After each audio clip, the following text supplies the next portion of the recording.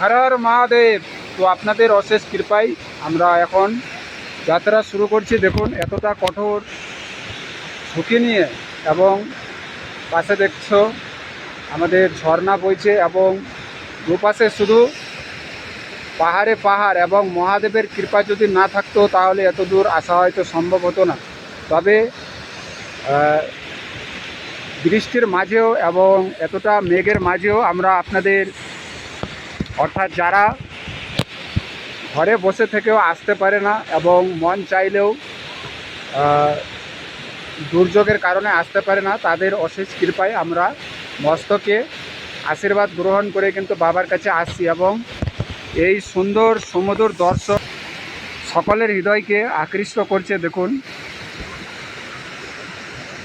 এতটাই আর কি, যা তুলনার বাহির, এতটা আকর্ষণ করছে যে, এবং এই সৌন্দর্য তো একদম অপূর্ব। দেখুন কোত্থেকে আসছে আমাদের মন্দাকিনী নদী, দেখুন। আর রয়েছে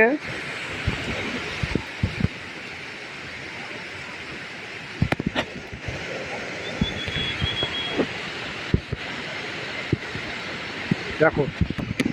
তো চলো যাই হোক, আমরা এগোই আপনাদের কৃপায়। তো আমরা মন্দাকিনীকে সাক্ষী রেখে চললাম বাবার পথ অতিক্রমে।